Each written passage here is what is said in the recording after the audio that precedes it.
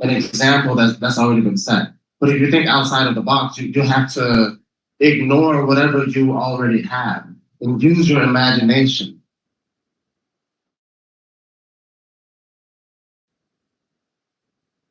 You guys understand? For example, if you're writing, if you only focus on grammar, then you are staying inside the box. But if you use your imagination, you are thinking outside of the box. You understand? It's like writing poetry or writing a song or something. Or if you're trying to make something, for example. Sorry, I'll like to them. Oh, okay. If you're trying to create something, you're trying to do something, you have to think outside of the box to be more creative. You know, find a different approach instead of using the same traditional system. Yeah. School teachers in America will teach their students to think outside the box. We will give you the traditional system, but we don't want you to just focus on the traditional system. Think outside of the box. Be creative. Yeah.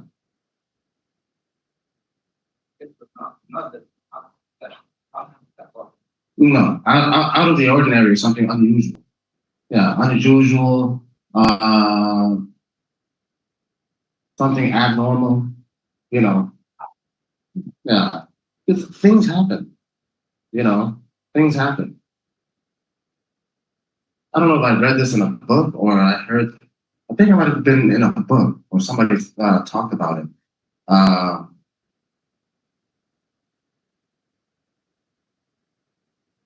The rules that they created for bhikkhunis, the reason why the Buddha created those stories is because of the situations that they encountered, the things that they encountered in an alms bowl or some strange, out of the ordinary situation. Have you guys ever read some of the stories behind why certain rules for bhikkhunis were created? Something like that revolves around like pregnancy, a fetus, a baby that's inside of an alms bowl. Some crazy story. Yeah. Yeah.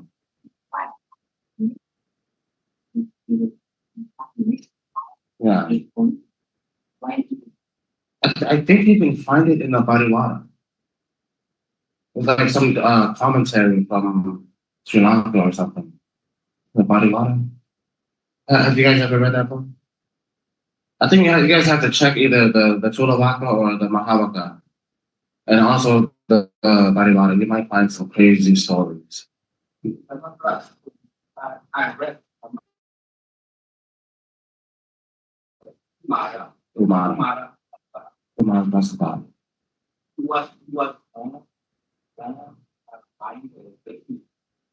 Really? Oh. Yeah, when they put the children in bodily in what the after where you what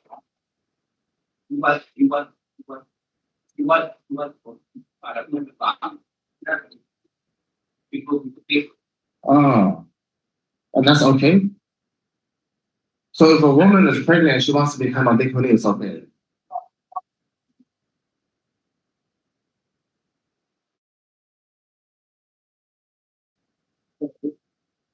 Yeah. And the Buddha said it's okay. You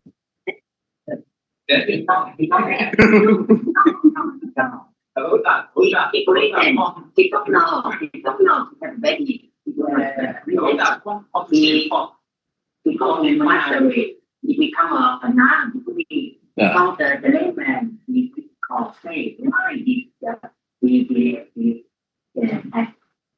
It's not good thing, right? Yeah.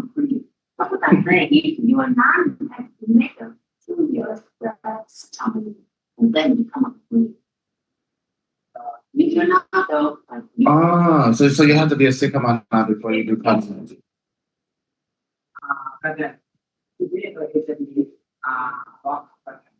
Yeah. Huh. It's interesting. ถ้าจะขายอันนึงละเขาจะทอดอันนึงละที่ความรู้สึกที่เป็นความ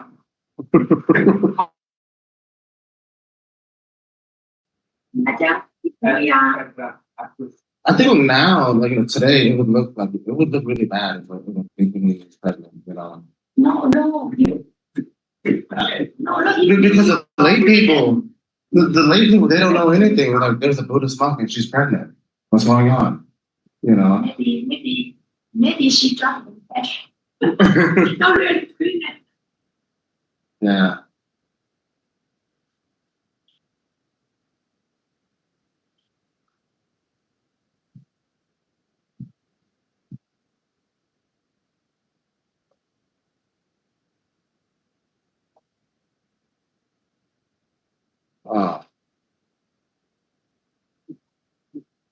A pregnant woman is not allowed to become a bikini. Oh yeah, like I think in Sri Lankan society, they don't want to accept bikini. There's only some. Yeah.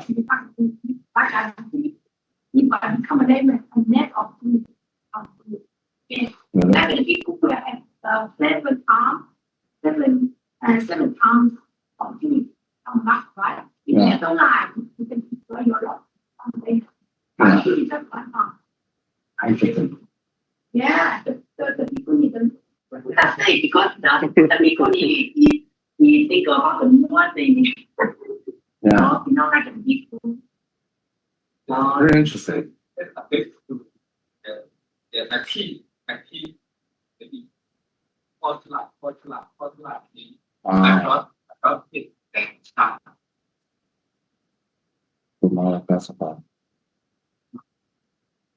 Very interesting. So many different stories. Yeah.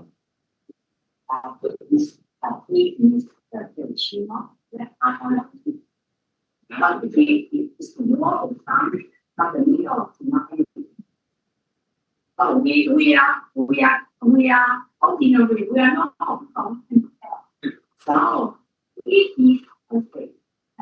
Get smart allergy or something. Yes. No necessary.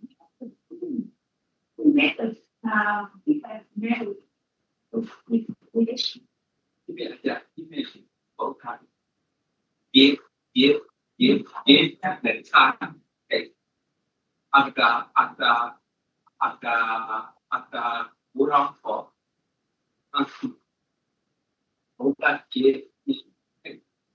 Cake. Yeah. Cakes. Like what? Oh, cake like a dessert. Dessert. Cakes.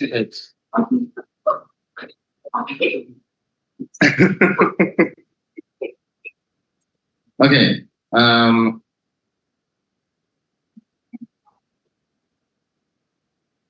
He never wanted his followers to obsess about keeping their precepts or give them undue attention compared to maintaining their more serious practices, such as meditation.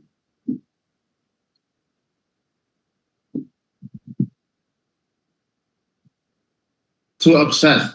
When you obsess about something, you constantly think about it.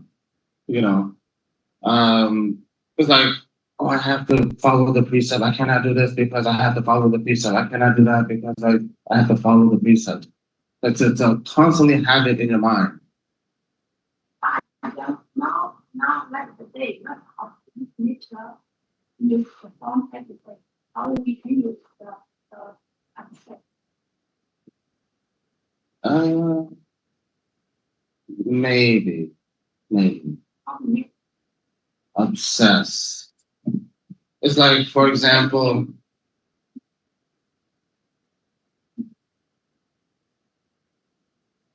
think of it like a girl. She has a boyfriend, and she's always thinking about her boyfriend. She's always talking about him. So she's basically obsessed about her boyfriend. Yeah, constantly thinking about him, talking about him. You know, this is an obsession. It's always on your mind. Yeah.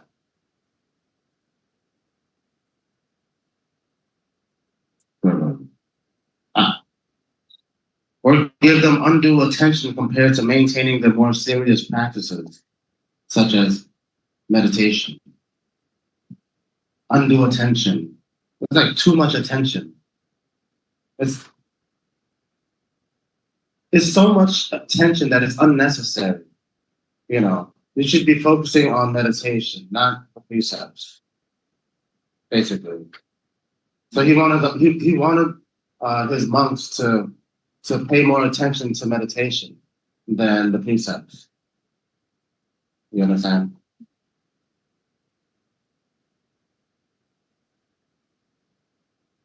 Any questions? No questions, bylaws, questions? I'm sorry?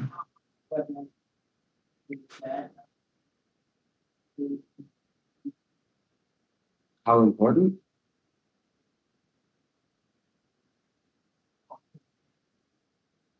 I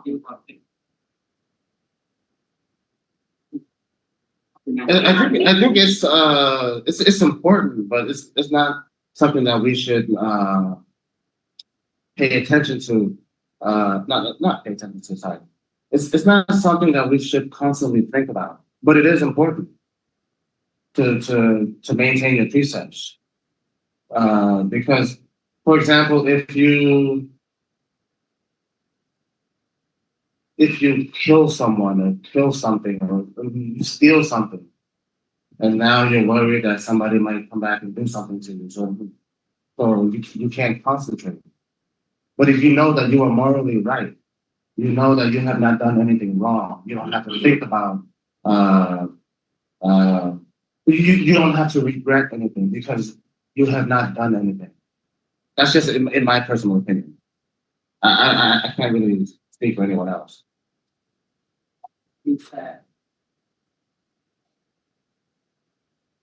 Yes. Because I feel like the reason why most lay people cannot meditate because they focus on other things. Sometimes they worry about certain things. You know, for example, in at my temple, well, not at my temple. There's a layperson who used to come in every month or every week, and he would talk about his problems. You know, I feel like for him, he will never be able to truly meditate because of his problems. He got into gambling, okay, and then he started borrowing money more and more and more and more, and now he's in debt. And these people are threatening to kill him if he don't pay them back. You know, so now he's worried, he's scared, but he also has this addiction. He's addicted to gambling. So that's why I feel like you need the precepts for meditation. Because otherwise you'll never be able to concentrate your mind. You'll never be able to sit there and just focus on your body or whatever meditation technique that you're trying to practice. So in my personal opinion, I feel like it's necessary to find precept before meditating. Because that man, I don't think he'll ever be able to really sit and meditate until he solves that problem. You know.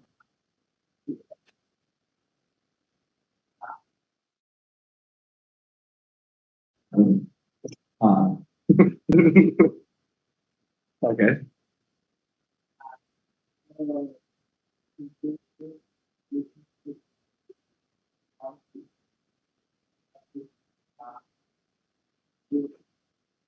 his sins.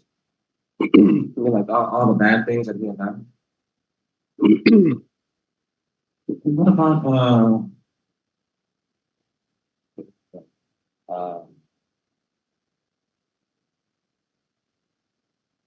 Angulimala? He became an Arahant, right? But before that, was he able to concentrate on, like, really practice meditation, or did he think about all the people that he killed? Like 999. Yeah. If I remember correctly, according to the story, when he ordained and began practicing meditation, he couldn't do it because he kept thinking about all the people that he had killed. If I remember correctly. Yeah.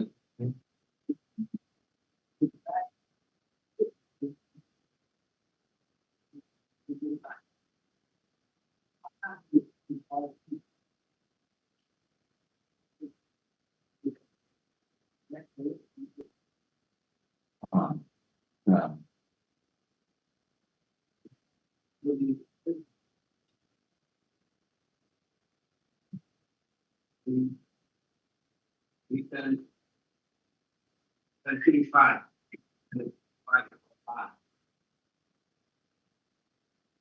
we can purify our morality. I watch. I'm the watch. What?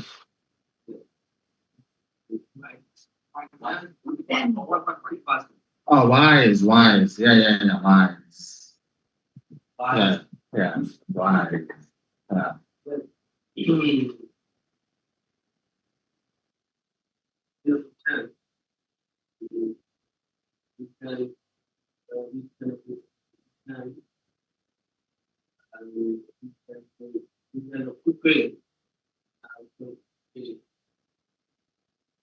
Wisdom passing by the world. Oh.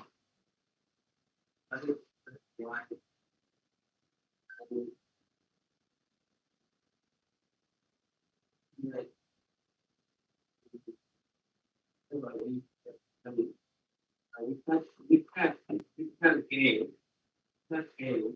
which is needed without. You said intuition? You said intuition? Or one said you can't gain intuition? We can't gain situation. Oh, concentration. Sorry. I heard about tuition.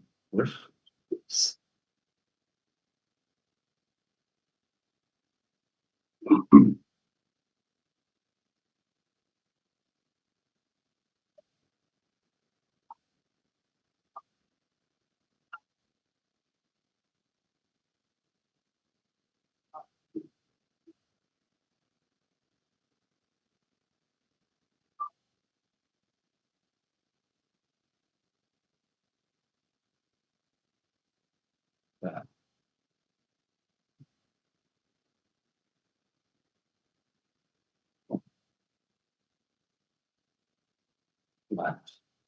Yeah.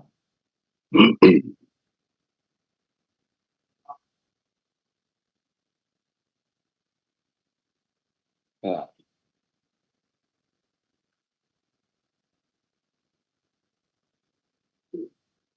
Yeah.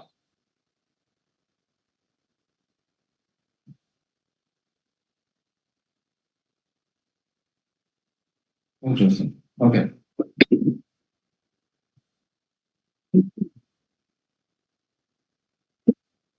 That is perhaps the best explanation I've ever heard on an often misunderstood subject.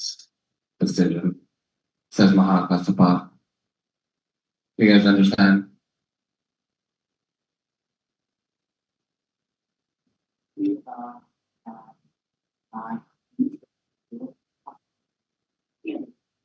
The often misunderstood subject. So that subject is a subject that people often misunderstand, meaning they understand it incorrectly. Yeah. Yeah.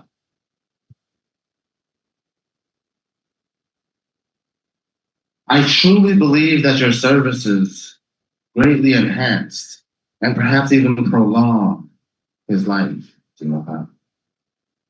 Do you guys understand? Prolong. When you prolong something, you make it last longer. Yeah, prolong.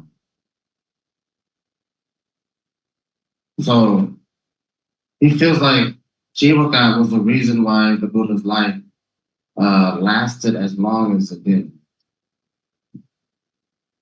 But it's funny because earlier in the council, I think on the first day of the council, Ananda felt a sense of guilt because the Buddha passed away, and before the Buddha passed away, he had many times to either tell or ask the Buddha to stay. And had he but asked, the Buddha would have stayed. Because they believed that if the Buddha really wanted to, he could have lived, for a very, very long time. Yeah. One kappa, I think, right? If he really wanted to. Yeah. But if he did that, then his teachings would not have the same weight that it has today. Because if he can live for that long, then is impermanence real? Can you imagine? Yeah. Yeah. So it's funny how they said that Jiwaka prolonged his life when the Buddha could have lived for a much longer time if he really wanted to. And he even allowed his cousin to ask him to stay.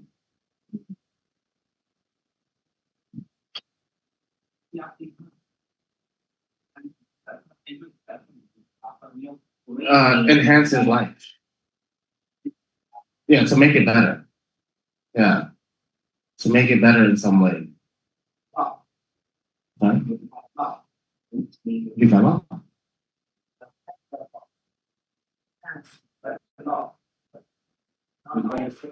No, it's to make it look better, to make it better.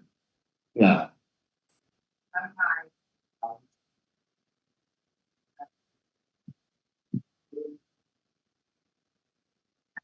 Yeah. Enhance. Normally we just say, I want to improve my reading skill. When you enhance something, you make it look better. Enhance. Beauty enhancement.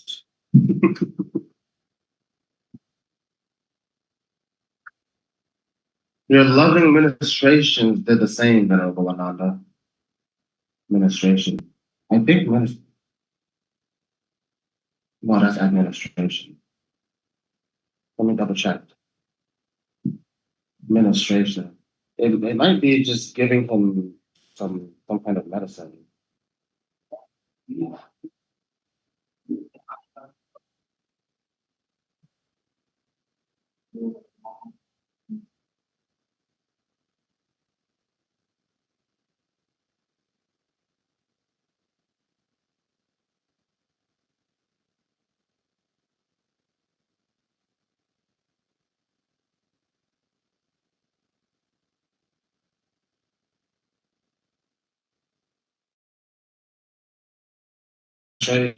So that's just assisting or providing some kind of care because Ananda was his attendant, right?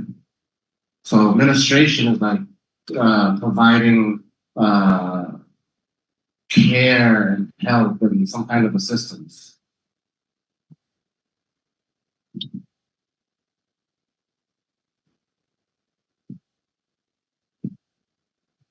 You both made it possible for the Lord not to have to deal with mundane details.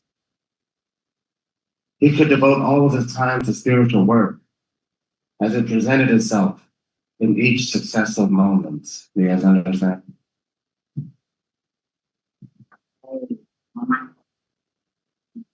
Mundane, it's just like normal earthly things. Supramundane, that's like it's not normal, like heavenly or dealing with super normal things. Yeah. Mundane is like on the earth. Yeah.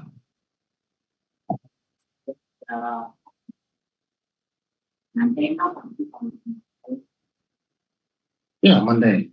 Mundane is just something that's on earth. Super mundane is not, it's not from this earth. Yeah, supernatural or something, yeah. Any other questions for all responses?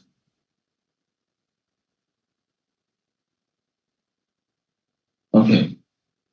QUČC instinctively knows that their conversation has reached its end.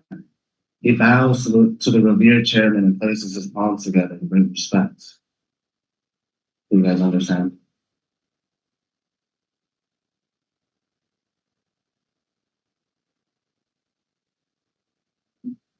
Any questions?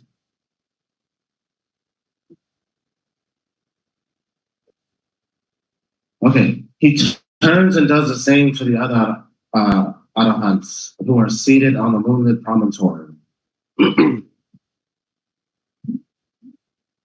Moonlit promontory.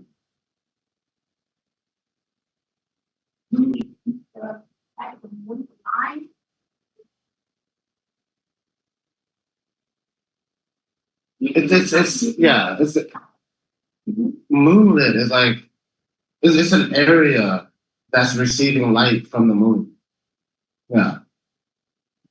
Promontory. I think promontory is like a high land with like a really good view. I think. Let me double check.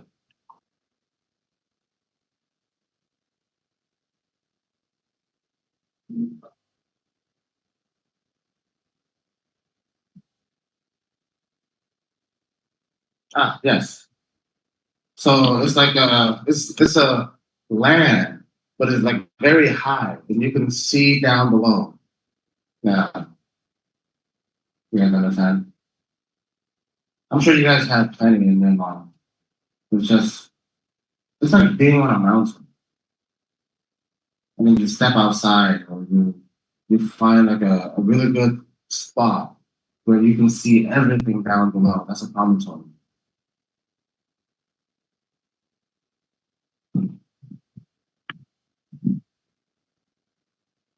The sky is clear and the view is breathtaking.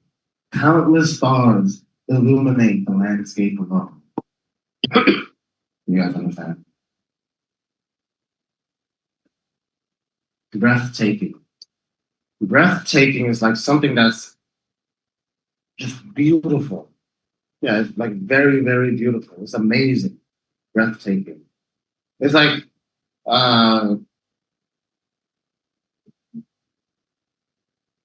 okay, in the past, at night, if you step outside, you can see millions of stars in the night sky.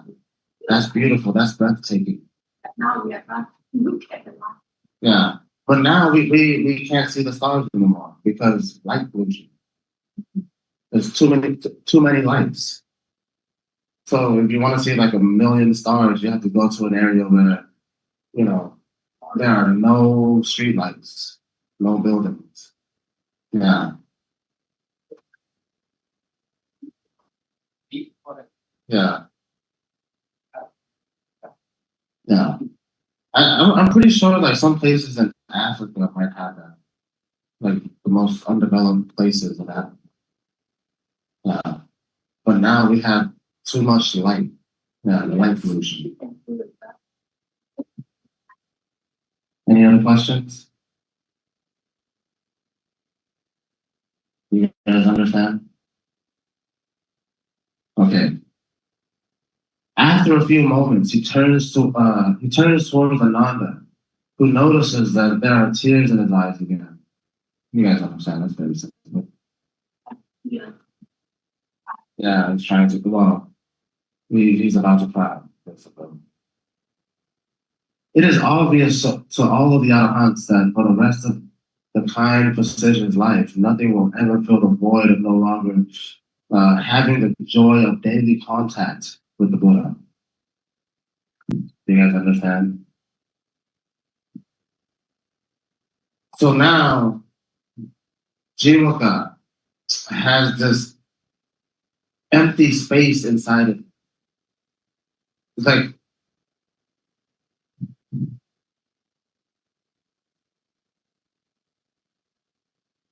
It's like removing everything from inside your heart. So now your heart is just an empty space. That's a void. A void is just an empty space. There's nothing. Yeah. So when the Buddha died, he felt he was devastated. Yeah.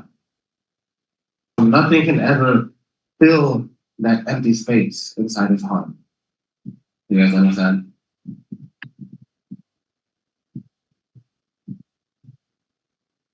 Of course, for the same reason, life will never be the same for any of them as well.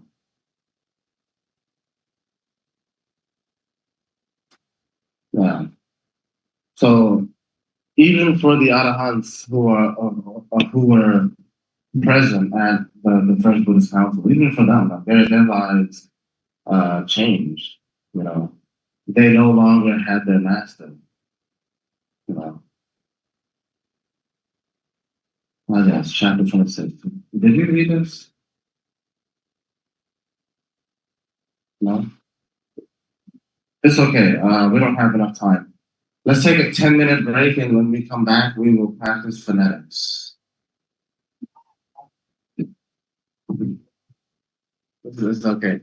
We can start chapter 26 on Monday. Is it a Buddhist holiday on Monday? No. Okay. So we'll start chapter 26 on Monday. Okay, let's take a 10-minute break.